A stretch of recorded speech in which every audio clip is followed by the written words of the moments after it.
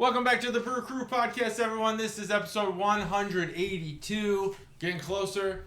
Only 18 episodes left till 200. We don't know what we're going to do, but something huge. I feel like we've counted before when it's going to happen. Is it August sometime? Yeah, I think it is. I can't remember. And there might be some weeks in there. We'll see. June's going to be a crapshoot. There's going to be some weeks that maybe we skip or have a non-counted episode. Yeah. Here and there.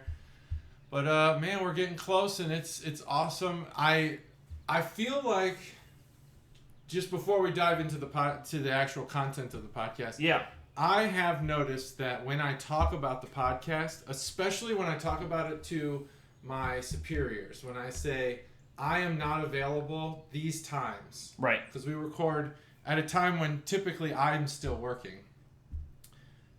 I can say I've been doing this thing, whether or not I admit that it's a beer podcast or not, depends on who I'm talking to. I've been doing this thing since 2018 and have not missed a week unless there's been an absolutely earth-shattering event since. And they're like, okay, we won't fuck with that. So you think that the persistence that you've put in, because out of the three of us, the main lifters, you by far have been the most consistent for just a litany of reasons. But you think that gives you street cred to your superiors because you've been consistent doing something for 4 years. I think I had not intended on making it about me. It was that. So what I say is, my friend and I have been meeting for a happy hour. Yeah. Since 2018, every week. Yeah. And they're like, wow, that's a cool tradition. It was never about me. But in my consistency, okay, so my words, this, not yours. This works into my ability to sell the continuing of doing this. You know, like schedules have gotten absolutely crazy. Oh yeah. But this is never. It will be moved today, but it has not been affected because I've been able to sell it as this like unmovable thing. It's easy when you get like the inertia behind it. So we've been doing it, and it's just like. You know what? It's like those of you that just, you go to work at the same time, all that have a lot more regularity in your life. That and we've said that since the beginning. We can't take time off because then if we take time off, it's easier to not do it next week. Yep, exactly. It's what do they say? It takes 3 weeks to form a habit, and we just happen to be doing this for 182 weeks, plus all the specials, plus all the shorts. Mm-hmm. It's just there's a lot of momentum. I guess to say that beer has become a part of our lives is an understatement. Like I'll give an out shout to Dave, who I met for the first time over the weekend. He's a home brewer, a coworker's husband, and he's talking about beer in this intimate way. He knows it because he brews it, and like he just no idea. There's just no. He can't even formulate the opinion that I'm as close to beer as he might be. Even though I don't brew it, it's like we're thinking about it. We're a part of it. We talk about it. I think our enthusiasm for the process has ebbed and flowed over 180. Some weeks we get into the minutia. Mm-hmm. I mean, we've gone definitely, talked to brewers multiple times. But then there's other times where we retard that, and it's more about the social aspect of beer drinking and spending egregious amounts of money on beer. Much of the time. That's what the podcast is. Yeah, so, and I've been thinking about it during, do we need to more ingratiate ourselves with the communication of the brewer? But then I always go back and forth, so it always depends how many of these I have, and then when you catch me in the week. I think there's value in both. What a great topic. I think that the crooked handle place in Piqua is actually illustrates what we should be focusing on if we are to bring in the industry, the brewers, the brewing, the people who know the technical science about beer. I don't think it's our lane, or maybe you have more. You're more in on the technical side. But maybe when we talk to these brewers, it shouldn't be so much about, where do you get your hops and all this stuff, but more the social aspects of it. Okay, you've just opened a place in Piqua. Let's talk about that for an hour. Right. And not, because that's been my struggle with the brewers is I never feel like I can hang because I don't brew. It's been a long time since I've brewed. My struggle is, and really this is on me, why we haven't done more of those is because we, and this is a nice segue to bring it full circle, I just, with my life, I need to record at such an odd time. Who's open at 2 or 2:30 on a Monday or a Tuesday? Not a lot of places. Those are typical down days for like the service industry, especially brewers. Yeah. Their hopping days are Friday, Saturday, Sunday. Well, those are other priorities, other times in life. Like we've had our drink-alongs. I forgot to mention that for episodes that have been received, praised. Yeah. But again, we can't do that with any consistency. We can't do it all the time. Yeah. And to your credit, you make yourself available different days, but breweries typically aren't open until 4 on weekdays. And that's a tough road. Jason at Crooked Handle and I'm gonna remember it. His name was Landon at Branch and Bone. They both made themselves available before opening, which was great. So there's options here, but it's just the timing. We're busy guys. But going to breweries, I think going forward, we should focus on social. We're like a social drinking podcast. And that's what and we've said that, we started our mission statement or vision was a craft beer podcast for the non-pretentious individual.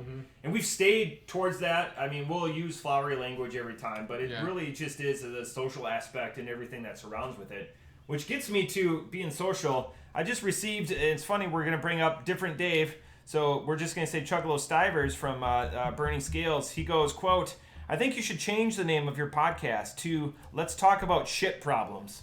Yeah, let's talk about shit problems. So I don't know if he means like just, because I get heated about things that... So is he talking about shit? Yeah, is he talking about... Because I don't know that we've really talked about our issues with pooping. Yeah. Often enough to change the name. But you just reflected there because I got this as soon as I left work and I was thinking, I've talked about his shit problems. Yeah, his shit problems. Okay. So shit that's problems in life. About. Yeah, because that was multiple times in a row. He counts now. He tells me every time I talk about it. I think he's referring specifically to defecation because... Defecation. Did we say something last otherwise, week? You'd say shitty problems. No, I don't think that's in his vernacular. No? No. It's up there. But anyways, things to ponder.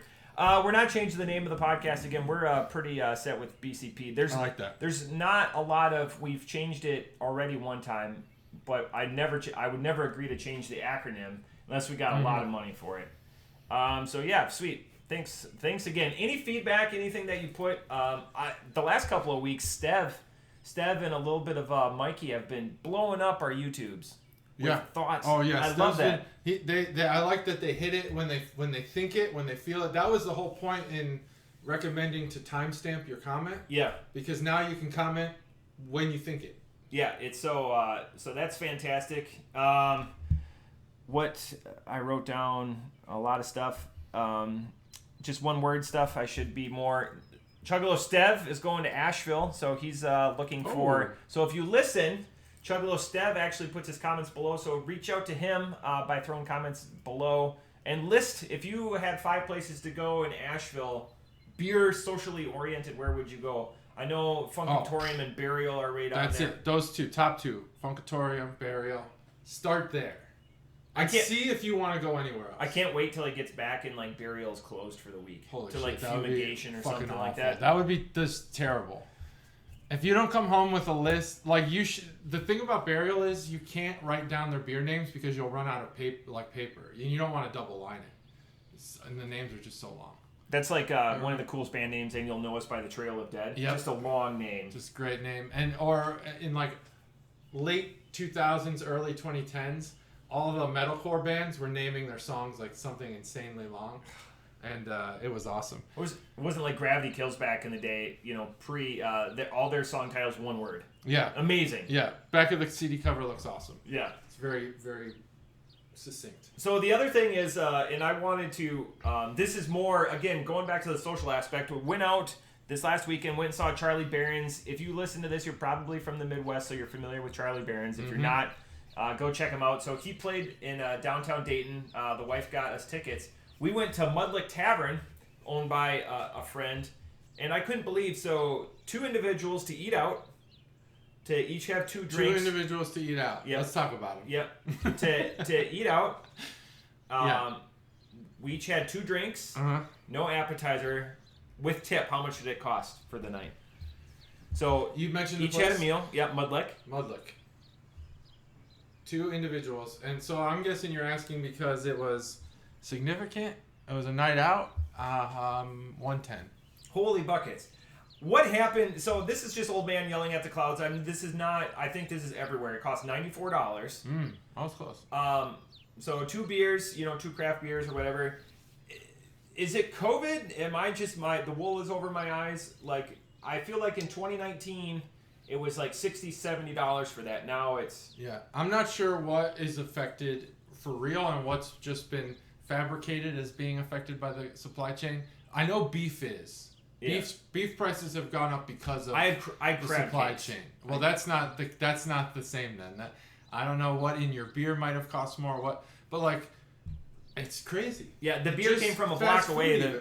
My son wanted a Burger King bacon Whopper thing. Yeah. Meal. $12 fucking for one meal. For one meal. Did you get a toy with it? No, it was a adult meal. It was the normal adult meal. I'm not $12. I'm not. This is not a complaint. This is just a concern. Like, when did this happen? I don't know, because I remember being like a family of 4. You're in between $5 and $8 per person. Yeah, that's not true anymore. No. I mean, you're even spending $50 just on fast food for a family of 4. Yeah, it's pretty close to that. Yeah, I think minimum. So, like I said, it's going to cost what it's going to cost. I spend an egregious amount of money on beer. I guess it had been a while since we had just gone out. Because, like, we've gone, and this is just to give you, it's like a gastro pub or something. Mm-hmm. It's not like a nice, there's no tablecloth. There's no cloth tablecloth. I guess that's a big delineation. But usually just 2 beers each. 2 beers each and some food. Yeah. How was the show? Good? Fun? Amazing. He's laughed your butt off? He's fantastic. It's not, and again, bringing it full circle, I was wearing my Drink Wisconsinly shirt. We were called out at the restaurant, so we got into a conversation with people who their son is social media manager for Charlie. Oh. And then, so that was awesome to talk to them for an hour. And then we went to the theater, of course, early. Walked up to the lady that was wearing the Go Packers and Fuck the Bears t-shirt, which I always love. So I just started talking to her. She's from the town that Stacy and I met in, called La Crosse. And then her husband's from Beaver Dam, which have somebody coming this weekend that's from Beaver Dam. So it was amazing just talking to people. There was people when we were actually sitting in the theater, because the show got started late, that she was from Iola, the car show, and she married a retired Air Force general, so they live here. Oh. But they were offered seats up in front because they were decked out in Packers gear and they were wearing wigs and everything. And we were sitting in the back of the theater. They didn't move because they enjoyed our conversation. Wow. They could have had seats second row center. Dang. And then stayed with us. And then we met some Viking fans. I was able to heckle them because I'm loud and I have... Oh, yeah. So I was one of the loudest people there. Anytime there's cat calling. So it's just... out in the lobby, met someone from Peshtigo. Just all Wisconsin cities. Yeah, that's so it seems like it's all Wisconsin people. And I mean, that's great. But also... I mean, I don't think that people from Illinois don't get it. No, a lot of fib humor. Yeah, there is. But I think that I saw the ad for it and I was like, oh, I would enjoy this, and then I just completely forgot about it. Yep. But yeah, I'd go. It sucked to just get railed on the whole time, but I kind of rail on Illinois now too. Worst thing beer related. Okay, here's your hint. Beer related. What's the biggest offense that happened during the event? The biggest offense. It's beer related. Beer related, that it was a Budweiser bar and not a Miller bar. That's what it was. Bud Light was available, not Miller Light. I was very loud about that. Oh yeah, I got applause because Wisconsin, right? Before the show started, I was like, "Is anyone else pissed off that it's Bud Light now?" And I got so you were like the star of the show before the start of the show. I was like the warm up. You were the warm up, yeah. But I couldn't believe it. Like, the people at the Victoria Theater, by the way, gorgeous facility. They didn't get it. I was like, no Miller Lite? And they're like, yeah, sorry, just Bud Light. So I ended up ordering a Truth. Ah, good. But couldn't believe it. Yeah, that's crazy. Bullshit, right? Yeah, it's bullshit. It should be a riot. It seems like it's the wrong show to have that, but it's bullshit. So I have more stuff, not news, but stuff to talk about, but I'll keep it for segment 3 so we can break into the beer. All right. Speaking of opening acts, this brewery, Church Street, which we've done. It's hilarious. I was going to ask, I go, why'd you only bring one beer? Idiot me. Gotta use those 4-packs. No, idiot me didn't register. I thought all 4 beers were the same. Right, yeah, that's what I'm saying. Use what the 4-packs for travel. I used to bring both 4-packs and then just bring 2 of each home. That's dumb. I'll just bring the 2. Church Street Brewery actually has open mic nights if you ever want to go to Illinois and test out your humor. Yeah, a little wet. Maybe we should roll it because this is an interesting beer. One that I just am really excited about this beer. And I did have a tie-in with I can see it. You're too messy. I had a tie-in. Wow. Yeah, oh yeah, big time. I had a tie-in with my beer news. It's not news, but this is a sour hazy India Pale Ale with tangerine and key lime from Church Street. It's called As Above, Sour Below. As Above, Sour Below. That's a fantastic name, and hopefully it's as good as Half Pipe. Oh, I thought it looked ready. Oh, mine's ready. Dang, I gave you the wrong one. All right, ready? 3, 2, 1. Another great crack. All right, so Church Street Brewery's in Itasca. They are pretty adamant about mixing entertainment with beer, but they do say on their website, above all else, don't sacrifice taste. So that is an important factor for them. Usually what I've seen from Church Street, because every time I go to Binny's and they're just they've got the can art thing down. Not because they do great can art, but because they're consistent. Much like Pipeworks was before they got this new rebranding, where everything was just wild. Church Street uses this stained glass kind of look, like a church.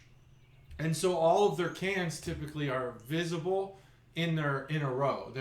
That's all the same brewery. You know that for a fact. Yeah. It's Church Street. But what I've seen from them traditionally has been some of your, like some standards, IPA, hazy IPA, West Coast IPA, and then your others, Pilsner, Stout, Porters. But recently I've seen a lot of more experimental stuff. So I think that maybe, I'm not sure their founding date, but I think 2012, maybe it took this long, to 10 years to find their footing, but there's a lot more innovation happening, at least from what I've seen. Now, I'm only looking from a distance. Ohio, I go to Illinois a couple times a year, go to Binny's. But typically, Church Street, I don't find anything that I want to bring back to the podcast because I want to bring unique stuff back.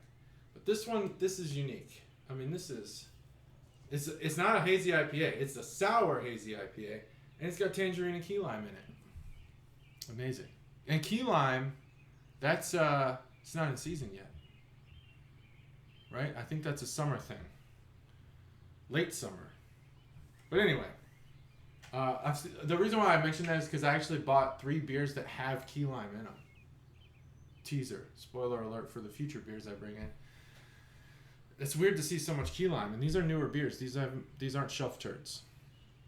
So this is a 5.8%, and I've said all I can say. So if you got any thoughts, you can go. Otherwise, I'll keep talking. I have a thought I just came up with it while you were talking. I have a thought for episode 200.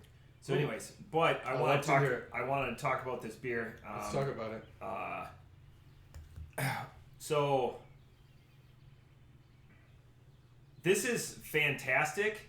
There's one thing. This is a high beer for me. Off the top rope, this is a 4.75. It's amazing. It's approaching the half pipe because I'm like with the sour IPA, hazy, whippa, whatever.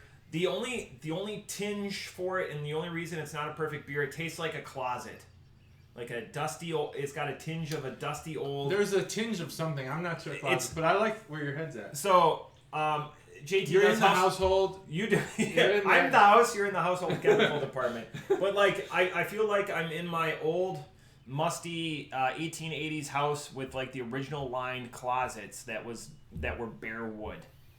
It's not a dust. Bare wood. It's interesting. This could be dangerous, as I think that I continue to drink this. I get over that a little bit, except it's not musty. It lingers. And I think that whatever it is, the key lime you can definitely taste. So that's as promised. If it's, I think you said it's labeled on there.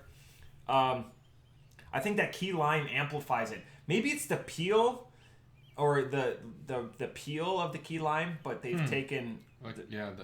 There's some sort of. I know what you're saying. There's like to this it. Bitterness. Yeah, my closet maybe was bitter. Not in a hops way. No, but it's not enough to detract about how amazing that this beer is otherwise. And it's very approachable, being at 5.8%. I'm thinking more like bottom of boot. Like inside. Like the sole. Like the, what do they call those inserts? Inserts? Yeah, inserts. Boot inserts. Boot inserts. You nailed it. You got to it yourself. Little boot insert. What do they call those inserts in boots? A tinge of boot insert. Yeah. Not shoe insert. Boot insert. Like a working boot. Yeah, and not like a wool winter boot either. Yeah, something that you've worked on. Like, working boots. Sweat into. But I dig this. I dig the name, As Above, Sour Below. That's a reference to if I was better with literary, as above, the same. Whatever, it's probably there. I could probably Google it. I don't know it.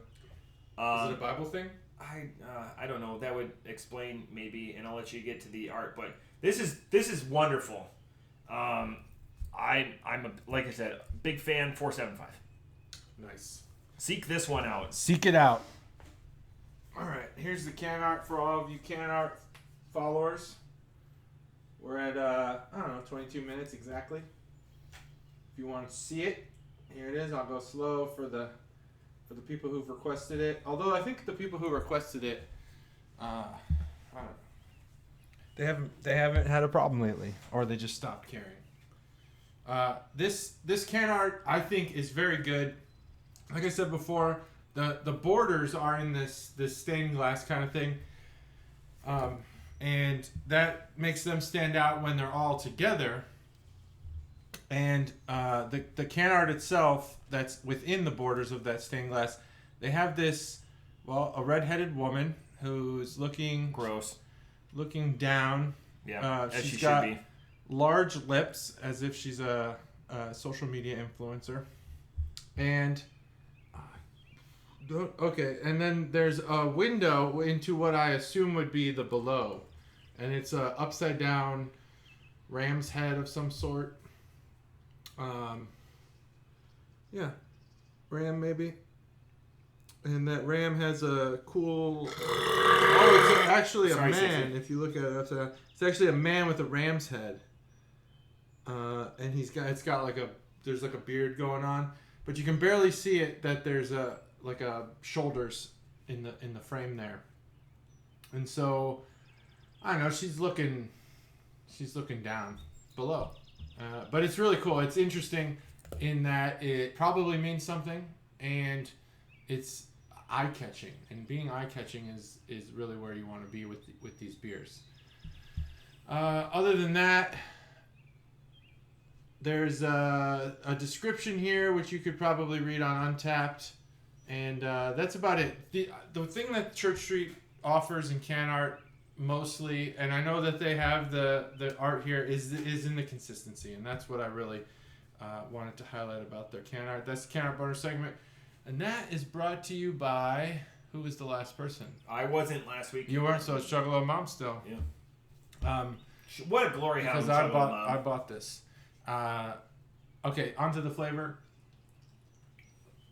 Definitely the star of the show here is the key lime, and why I think that matters most out of all the flavors is that every time key lime is mentioned in a beer, unless it is a key lime pie, you can't taste it.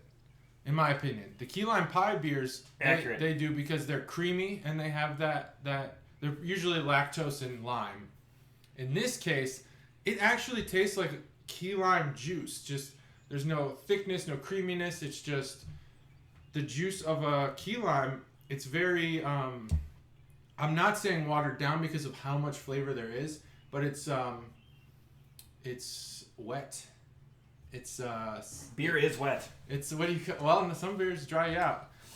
It's the opposite of viscous, I guess it would be. Thin. It's a thin, satisfying, hydrating beer. It's actually very refreshing. This would be a great beer to drink on a hot summer's day, which this almost could have been because yesterday was 80-something degrees. If you hesitate to drink an IPA on a hot day, this is where you should go. Sour IPA, sour hazy IPA. But that key lime, man, they really did it. Maybe that boot taste, that closet taste, is the tangerine. Because I'm not getting tangerine out of any of this. I don't know tangerine that well. Tangerine, I would put tangerine below orange and grapefruit in my large. Was it who had the family. Who had the song Tangerine Speedo? Was that Cake? You got me. I think it was Cake. It was like one of those talking songs, like where they talk the lyrics. Spoken word. Yeah, spoken word over music. This beer is definitely phenomenal. I really like it as well. Yeah. I'm pretty high on this beer. It's definitely not perfect. Well, it's one of those things that now when I always don't give things a 5 that I really like, I just have this lingering, like, why, what would you do better about it kind of question that comes either from you or Cobra. I honestly don't know what I could do better in this beer. I think this beer is really, really good. Maybe make it more of a hazy IPA, but I think in where it's not hoppy is where it excels. I'm not exactly sure.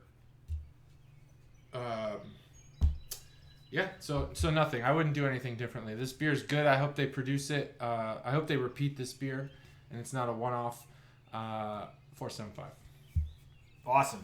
So I got a couple of things I thought of as we bridge beers here. One, I was at King's Table last week, and outshout to this is a story that should be lauded.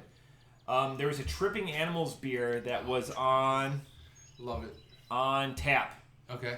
And I go to order it because my first beer, I always let my bartender, she always picks out my first beer, and I'm never disappointed. This week she exceeded normal expectations. It's the best beer that she's ever suggested. Wow. Number 2, I went with the Tripping Animals beer, and she goes, just a second. She poured me a taster. This is an invaluable. If you ever find this person in life, tip the shit out of them and find out their shifts and always go there when they're available. Mm-hmm. She's like, you're going to be disappointed, and she poured me a taster, and it was the most disappointing beer I've had in a long time. It would It would have been a sub 2. Damn. And it was a Tripping Animals. Which beer. one was it? Because I had found a Tripping Animals beer that I thought, no, I'm not going to buy that. And it was a goofy name. King's Table posts their menu, so if they still have it, it's going to be there. I'll come up with it later, but I didn't even check it in because I was like, man, this is going to be a sad. So I'll put them on my on our podcast on blast. But it was a very disappointing beer. But anyways, the story that should be lauded here is the fact that she was like, you're not going to like it because she knows my tastes. Mm-hmm. You know, King's Table, 59 taps, all the bottles and everything, over 200 beers at any one time, and she's like, I know you're not going to like it. Damn. Amazing. And then I asked her because I gave her four different 450s, and she goes, I should have wrote them down because it had been a month since I'd been there. And she goes, I liked 2 of them, and I didn't like 2 of them, which I know the cherries one she really enjoyed, but then she didn't remember the other ones. So anyways. Was the one you had no mames? It was like cinnamon in it or something. Oh no, like, this is a Mexican lager. No, oh no. This it was in my wheelhouse. It was either a sour or IPA. Did you look at King's Table's menu? No, but okay. I found this app that appears to maybe be able to ship to Ohio, and they have Tripping Animals on there. Oh, gotcha. And then the other story that I thought of as I was checking into this delicious beer from Church Street is my friend Seth just checked into his 7500th unique beer. Holy shit. And he's at 9,882 check-ins. That's a lot of beers. Multiple different continents, too. Wow. So he's at 7,506 unique beers right now. That's a lot. That's more than everyone else on my list combined. Yeah. Just himself. Wow. That's just awesome. I wonder... And I thought, like, I had a great... how much time does that take? Like, I had a Westie from him. Like, I don't have anything that's at the level of a Westie. I have a couple of rare ones, but nothing that's at the level of a Westie, and he shared. So anyways, that was awesome.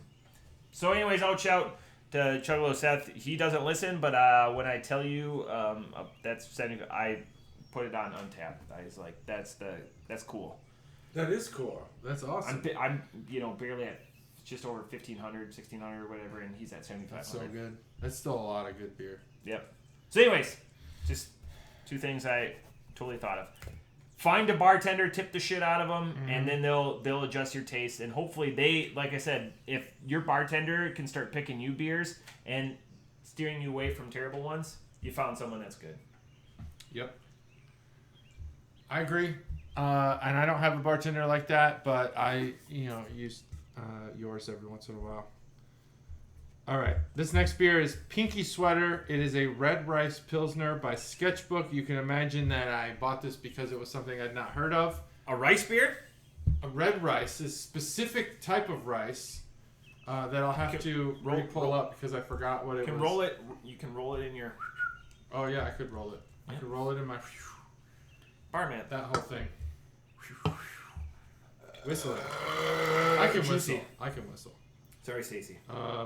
But anyway, I'll look up this red rice thing because I had it pulled up and then I went and... I like red beans and rice. Oh, here we go.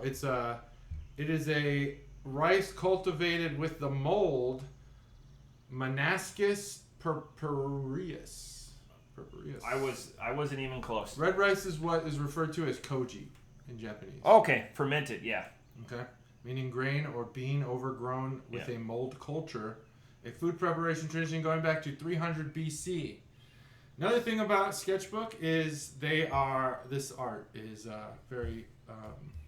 it's so loaded already. Okay. You don't have it? No, I had it, and then because the moisture. It's like hugely loaded. Yep. All right, ready? 3, 2, 1. That was a good one. Yeah, that was It wasn't as good as the live one. No, yeah, that was great. So... As we've discussed on this podcast before, the Pilsner, and as I'm going to discuss, the Pilsner is actually the most technical beer, apparently. I've never brewed, so. A Pilsner is the most technical beer. Sketchbook is a brewery who defines itself kind of like our podcast. There is, yes, beer is culture and art, and it is part of their artistry, but they want to just kind of stay... humble and goofy, and that's what their website is about. This particular beer, I feel like the beers that I saw from them I wanted to buy because the can art, there's this real I don't really know what the type of art is called. It's like object something. Objectivism maybe. That sort of sounds like you're like a thing that you don't do to women. It was right after constructivism. Yeah, and all their cans are similar. And I was like, I really got to find a beer that this brewery has because I want to talk about this can art. Yeah. But most of them were your just like I was talking about Church Street, most of them were traditional. But then there was this red rice Pilsner. And I went back and forth on whether I wanted to buy it or not. Caterade made the final decision. And had decided that yes, I should buy this beer. As wise typically. It is worth a look. It is worth a taste. So that is what I did. That's what I did. So they are out of Evanston and Skokie. I think they have 2. I don't know. One of them's a tap room. One of them's a brewery. I'm not sure. They're on here. It says it says both. It's Evanston and Skokie. So I'm not sure which one's which. But I'm guessing that you can visit both, so don't let that limit you. And this is I mean, I really don't have a lot to say preliminarily. 5.5% alcohol. It's a Pilsner, so it's a little different. It's got to do more non-IPAs. Agreed, because I've got an absolute fucking deluge of IPAs coming. So off the top rope, and if you rewind probably here a minute 10 seconds, my first phase, because I had like this sweet sour thing, and then I had this, and I just had this funky Pilsner. I would buy this, and I would give it to friends of mine that I know drink Pilsners or like that type of beer that skew a little bit to the older, more experienced drinker, just to see their reaction, because this is a complex Pilsner. It's not a one note. There's like 2 or 3 notes that you could pull out of this, where like your Miller Lite or whatever is just a one note. It's your standard. It's, your 10 and 2. Yeah. There's 3 things to this. There's the typical Pils, and then there's a funk, and then on top of the funk there's a like a builder, like a multi-builder. So again, 3 aspects to this that you only have one of in Miller Lite. So I hear red rice, and I get that bean, that fill, that something of substance that lingers, and you drink it, and it's more satisfying. Like you always drink, it's an old joke about Coors being a pork chop in a can, because there's something satiating besides just drinking that like fills you up. That's what this beer has. It's unique. The conversation's a 5, because again, red rice Pilsner, it's unique on its own. That coupled with the taste, I'm actually not that far off, and the fact that a Pilsner comes in a 16-ounce can, when typically they're relegated to a 12-ounce can. Not a bad point there. Off the top rope, I'm gonna give it 3.75. Ooh, look at that, 3.75. Not a bad score there. Not a great score, not a bad score. Anything over 4 is great. Here's the can art. There you go. Spinning it around. I don't think you need a lot of time on this can art. But what is important here is that all of the cans have a similar... I consider this more of like a 1950s kind of thing. Like if you watch Mad Men, you'll see a lot of this type of imagery, where there's just objects and they're separated by white space, and they kind of exist in this... I don't know if it's a grid or whatever, yeah. It's a rubber band ball. It's a rubber band ball. Because it's, actually it's a pink yarn ball, because it's pinky sweater, I think. But it also could be a rubber band ball. Yeah. Have your children gotten into, I know they're YouTube fans, so are mine, and I'm actually starting to skew pretty heavily towards YouTube versus the other streaming services. How Ridiculous? No, it's mostly what's the Amazon mimic of YouTube? I don't know. It's like the kids time or whatever. So it's not. There was one. It's not YouTube. Otherwise, the only time I turn YouTube on now is they want to watch princess stories. Oh, okay.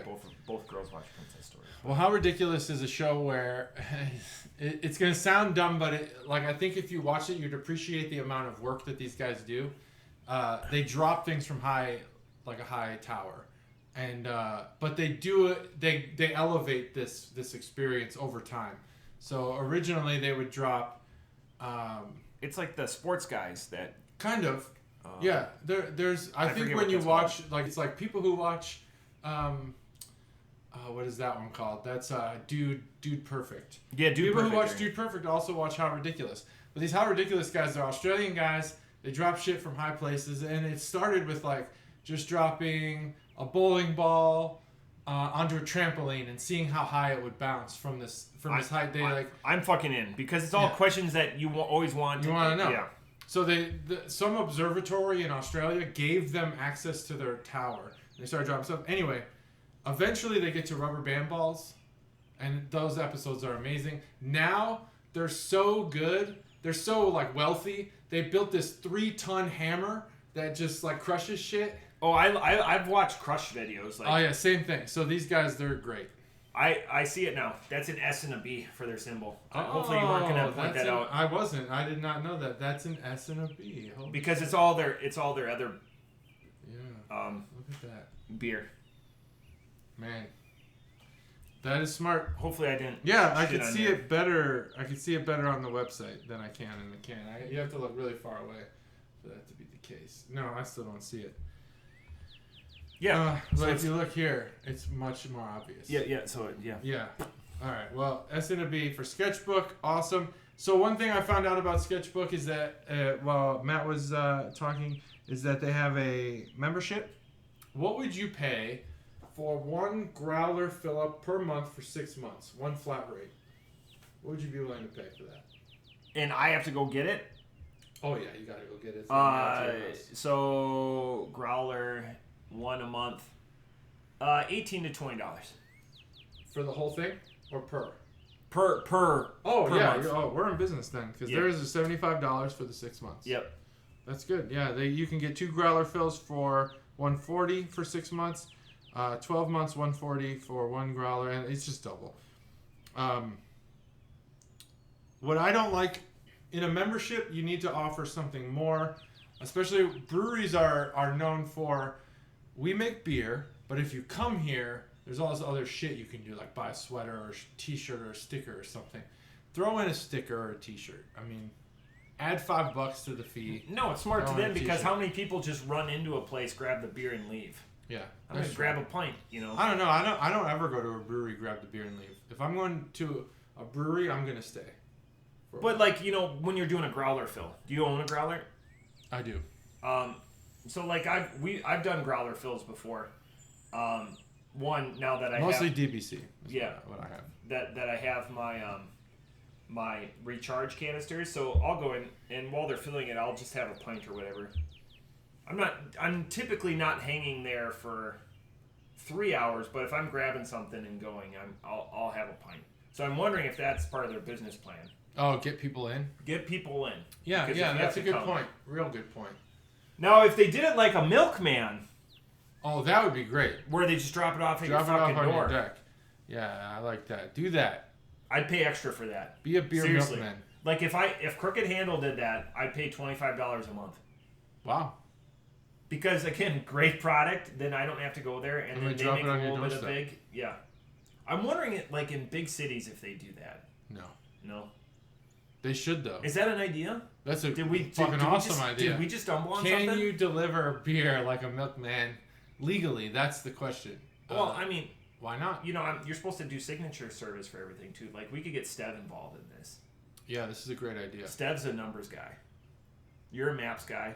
Yep. Oh, I got the logistics all planned out. I'm just driving. It's all mapped out. That's the only skill I'm bringing is drive. That's what we're gonna do. So this beer sparked a new business idea. We're gonna do milkman delivery. Ohio style, first beer. Ohio style will be the first beer. So that's can art. It is 1950s art. Objectivism. What did you say? Objectivism. The beer itself is very pleasant, very good.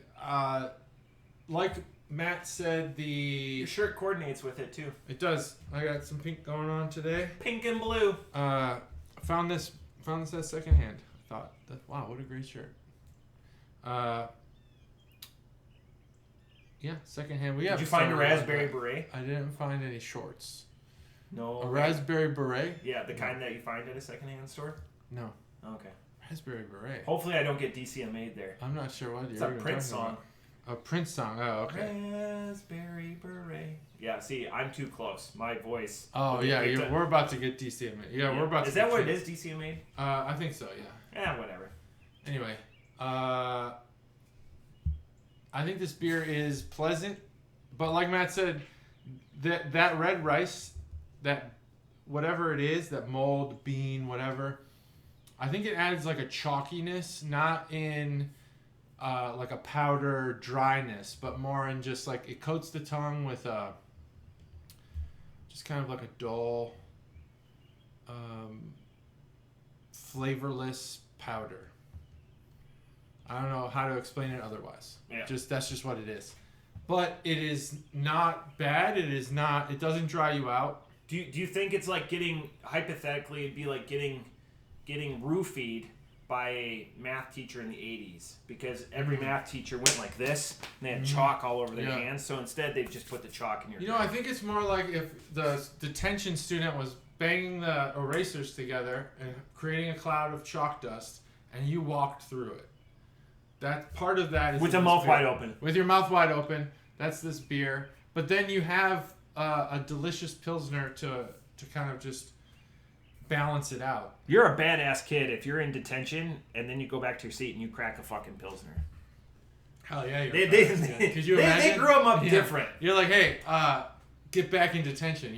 That's what times two, yeah. That kid's name is Timmy, and it's what the fuck, Timmy. It's probably the gym teacher too. Take a lap. Oh yeah, definitely. The gym teacher doesn't have erasers though. They don't usually use chalkboards unless it's health. No, but the detention is a separate room, like. Do gym teachers still teach health? Because that was going on in the 90s, and I don't think that was smart. Chuggalo Ryan teaches health and gym class. Oh, man. Chuggalo Ryan, you need to be a guest now. Now I think we need to have him as a guest. I always kind of did, but now I think even more so. I have two people in life that are like this in my group. That they walk into a room, everyone's going to have a better time. It's him and it's another guy named Matt. It seems like it. And they're both the infectious. Everyone's gonna turn the fucking thing up to 11. Yep. I consider myself like that. I'm like a 6 on. Sorry, Stacey. They're just way better at life than me. Well, I would really like to hear about the cross between health and gym, because I can't believe they still do that. Not that I can't believe that he's not qualified. He probably is. It's just like a weird. Particular teacher is weird to give the health duties to. He's got fucking stories. Oh, I bet. Stories for days. I mean, he got me that worst state ever shirt. What a great shirt. I would wear it even though I love Ohio. What age group is he involved with? All over, because he also teaches high school. Oh shit. So he's K through 12 on what he influences. I've been monitoring as my kids have gotten older, and these 8th graders are fucking insane. Because they're all at different times. They're all at different paces here. Yeah. You know, some kids have deep voices already, some of them don't. And it just smells. It smells awful no matter where you are with 8th graders. But I think next year is going to be even worse. And then they're going to start, like, they know they like girls, but I don't think they know what in particular they like about them. Yeah. But next year they will.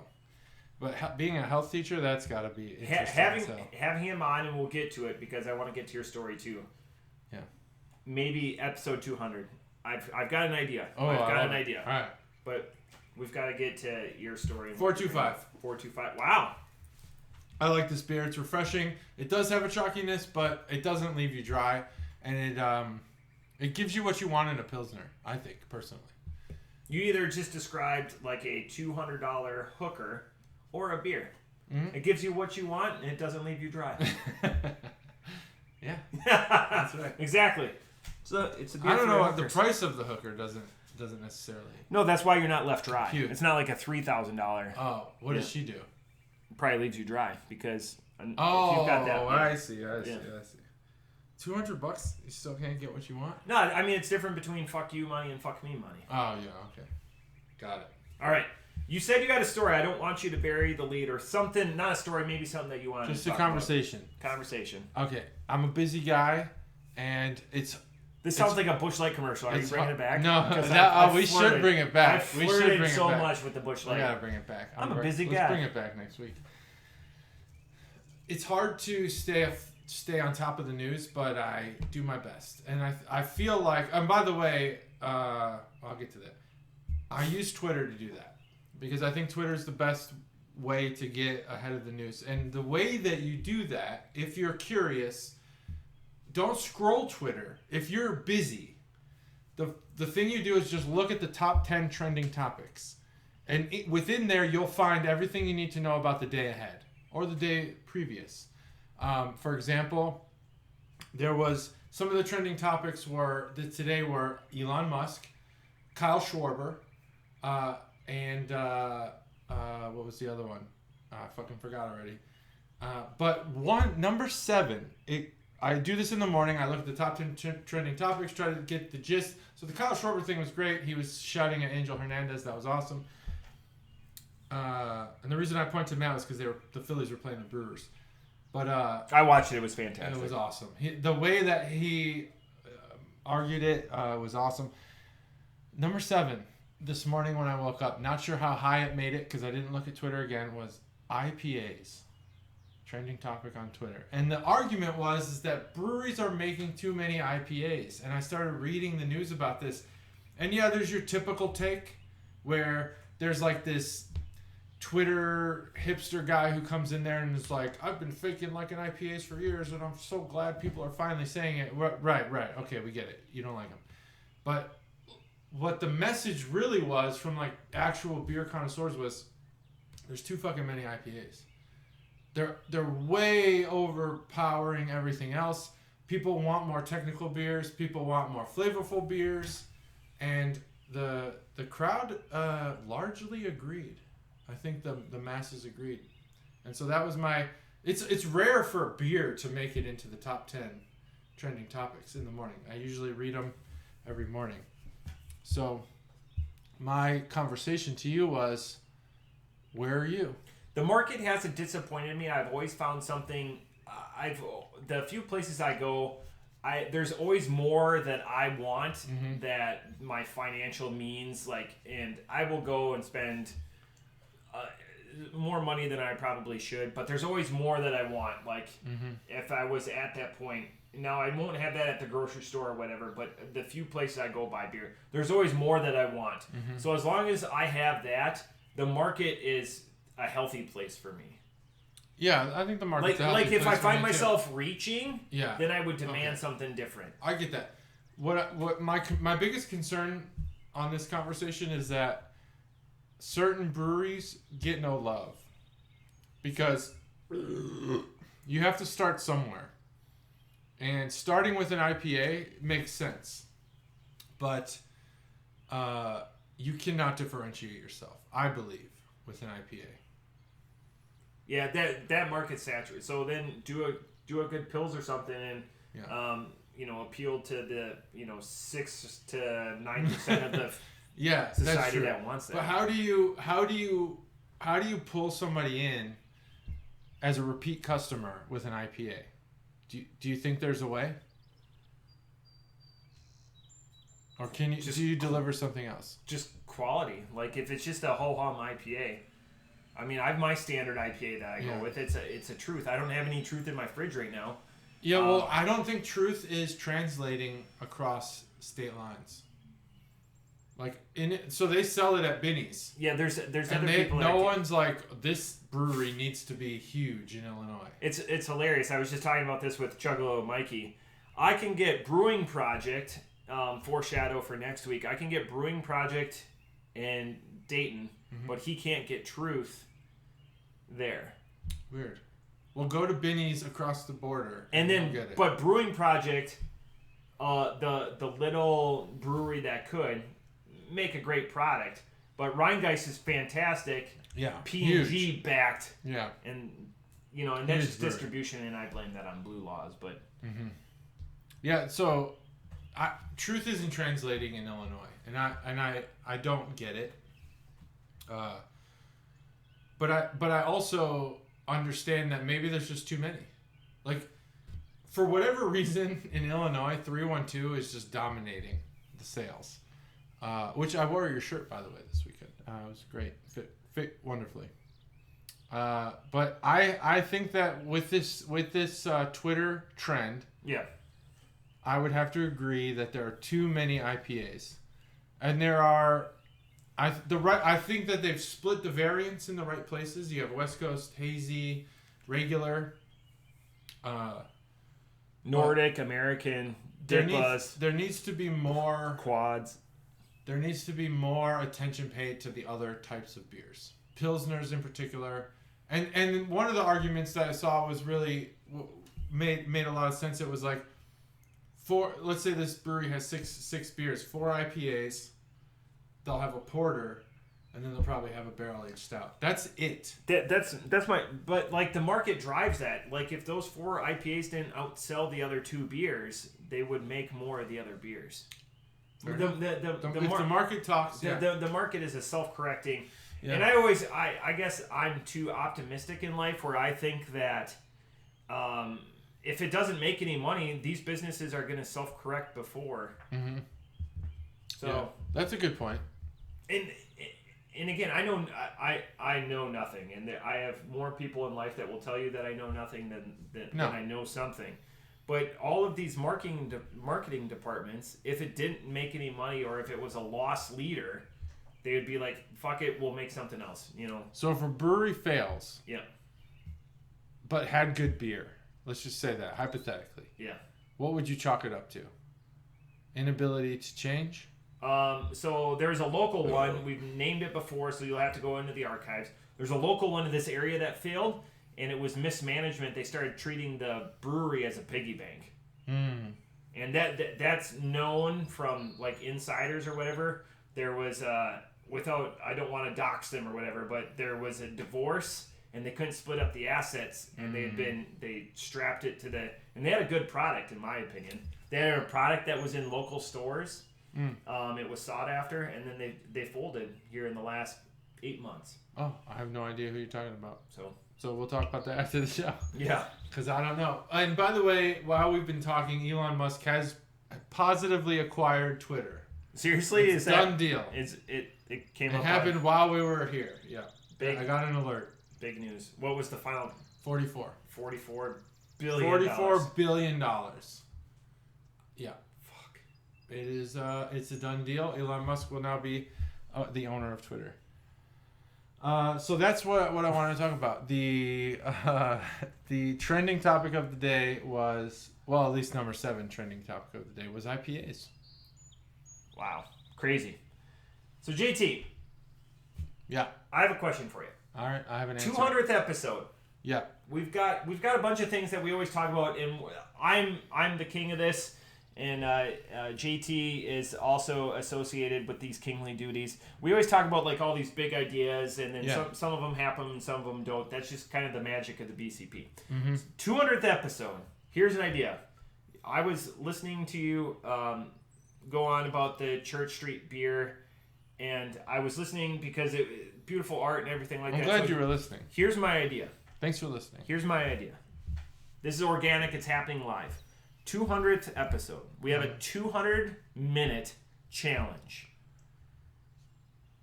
Caveat. Yeah. Here we go. You don't have to take all 200. At least one person has to take one. So it's a team event. Team event. Okay? 200 minutes. Further caveat, we've talked about doing a mid-year advent calendar. We're going to come up with a better name. We could do a drink-along, get some of the favorites, whoever wants to be involved. We'll socialize it.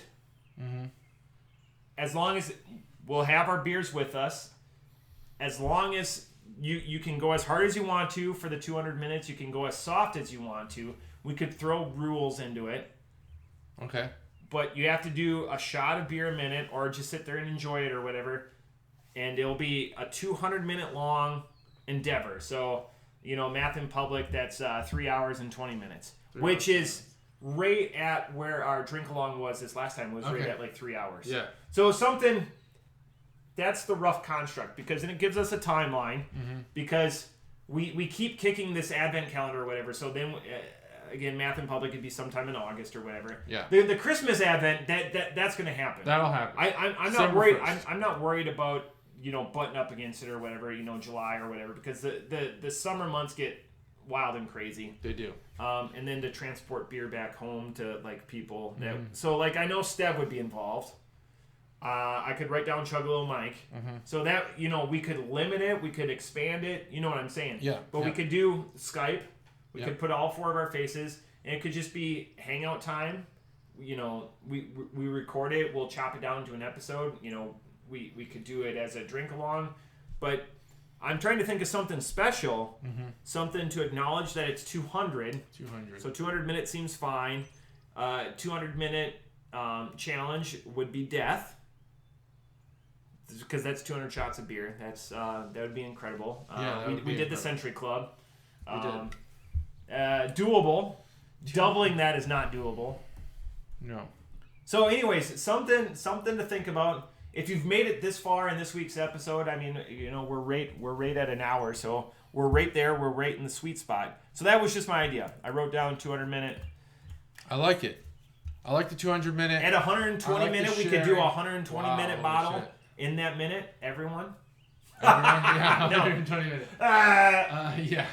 But we're all dead. But just an idea. So I just sprung this on you. We didn't, like it.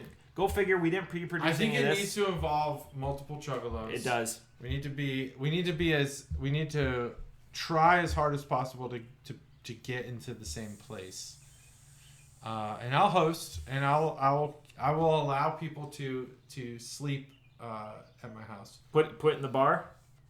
Yeah, put it in the bar if need be, and I'll install a funnel because 200 is. I'm working on getting plumbing installed. Well, we could do a funnel too. We could do a funnel, big funnel, or a temporary, pee thing.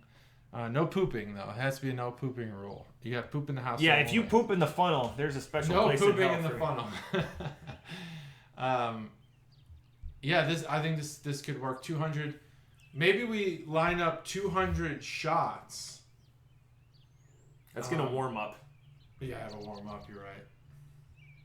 Yeah. We'll play it out. This is just things to start thinking about. Start thinking about it. Because I know Steb isn't. If you know you're going to be involved, think about things. We could tell Steb that it's going to be in the middle of a cornfield in Iowa, and he would be there. We could be like, all right, Steb, it's going to be. We're gonna do this in Arizona, in Phoenix, Arizona, and the heater will be on. He'll be like, yeah, I'll be there. It'll be and a Wednesday. And all the beer will be warm. Wednesday, 8:00 in the morning, and Steb's like, I'm in. I'll be there. I'll drive there. I'll drive. Steb will be there. That's true. He'll bring his arugula pizza. Arugula pizza. Oh yeah. Leaves. Gross. Leaves. He loves it. So that's good. We're starting to think about it, which means. But it combines a couple of things because I know we talked about doing a mid-year advent calendar. And then those could be the beers that we offer.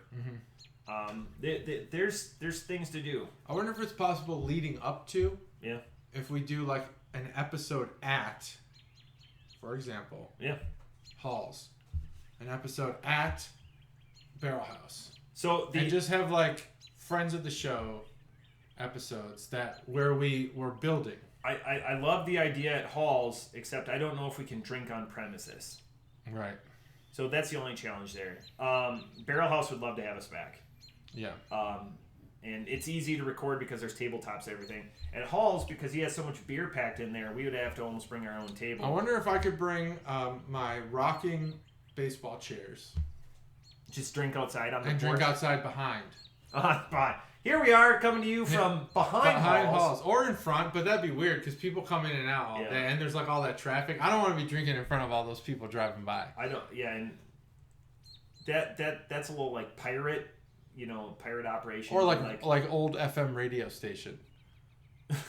Like we're outside of Halls today. Come visit. Come say the phrase that pays. Get some Smirnoff Ice for your weekend. That's what the old radio stations. We give the weather at 8 after. 8 minutes after every. We're not doing that. We want to be like mornings. Maybe we drink like in the refrigerator or something. I don't know. Yeah. How's the sound in there? How are the acoustics in the fridge? Terrible. Probably D20s were not good. Yeah. Starting to rain, so I gotta let the dog in. Oh, gotta let the pooch in. She's got a little. So excuse that. So, anyways, it's stuff that we're starting to think about. Stuff to think about. We have ideas for it's always time. It's not money. We could care less. It's always time. Care less. Yeah. So I wrote down 200 minutes. 200 minutes. I think that's a great idea. That's a good night. That's a good night of hanging out, drinking. 3 hours, 20 minutes. Record it, upload it. If you can't make it, join us. Otherwise, we could do, like I said, we Skype if we're all in the same location. We just bring multiple devices. That's fine. Mm-hmm. There's ways to do it. We also got a Twitch streamer who might be willing to do this again, or we do our own Twitch thing. But his Twitch voice was amazing. Are you talking about Chuggalo Brandon? Is his name Brandon? Yeah. Yes. Yeah. Oh, he's in. He comments down below. His voice is like excellent for internet streaming, online streaming. I don't want to sound like an old person. No, he would. Online streaming. He would appreciate that. He's check out Couple of Nerds on Twitch. But anyways, if you have ideas to augment with that, I know Stev's gonna have we still have a couple of weeks till he leaves, right? To go to North Carolina. I know it was coming up in a couple of weeks, but yeah, I don't know. Stev, if you told me, I blocked it out because I like to imagine you never leave. Yep. And you're always available. But I know I'm going to save the one of the last ones when we're going to do COVID hit or whatever. Chuggalo Mikey did come down from Wisconsin for the preliminary. Yeah, we were going to have so we didn't have one. So I understand his apprehension. Waiting. We could always do a blowout, but I had people also waiting for that. Yeah. Saving some PTO and such. So, but that's it. I think that's 182. That's 182 in a nutshell. Or in a YouTube shell. YouTube. And an edible shell. Check us out. If you're driving and you don't have time to watch, check us out on audio because we're also on audio podcasts. You just can't see the can art. Nope, you just can't see the can art and our my awkward mannerisms and JT looking sharp and smarmy today in his pink T-shirt. I don't look in the camera enough. I realized I look at you too much. You gotta look at the camera. Wow. I'm not upset about that. Well, no, yeah, me neither. But I gotta talk to the Chuggalo more. Talk to the Chuggalo. But that's it. That's 182. Thanks for joining us. Join us next time when it's actually 183. Can you believe it? Wow.